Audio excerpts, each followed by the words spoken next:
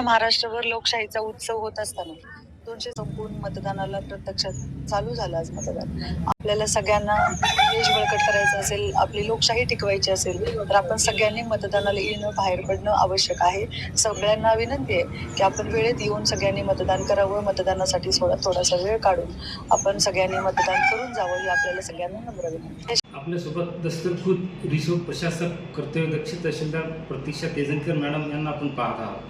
लोकशाही उत्सव, लोकशाही बळकट करण्यासंदर्भात उद्या मतदान होणार त्या पार्श्वभूमीवर मतदान जनजागृती प्रशासन विविध स्तरावर करत असून त्याच पार्श्वभूमीवर एक कर्तव्य म्हणून प्रतीक्षा तेजनकर मॅडम मतदारांना काय आवाहन करू इच्छितात आपण त्यांच्याकडून प्रतिक्रिया जाणून घेणार आहोत.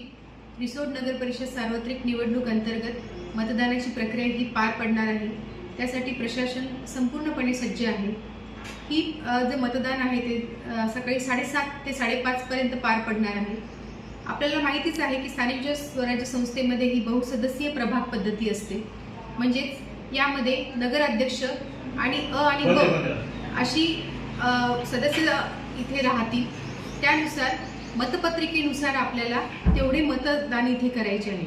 म्हणजेच जर 3 मतपत्रिका असतील म्हणजे नगराध्यक्ष अ जागा आणि ब जागा तर त्यासाठी तुम्हाला 3 मतदान इथे करावे लागतील.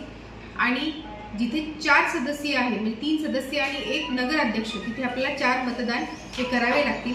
नगराध्यक्षासाठी ही गुलाबी रंगाची मतपत्रिका आहे.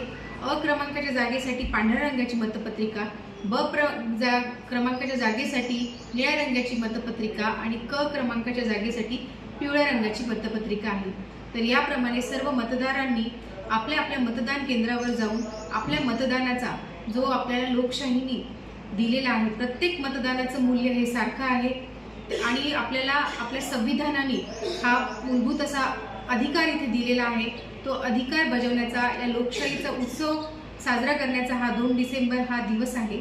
तर माझे पुनश्च सगळ्या रिसोड नगरपालिकेतील सगळ्या मतदारांना असे आव्हान राहील की त्यांनी जरूर 2 तारखेला आपला मतदानाचा हक्क बजावावा.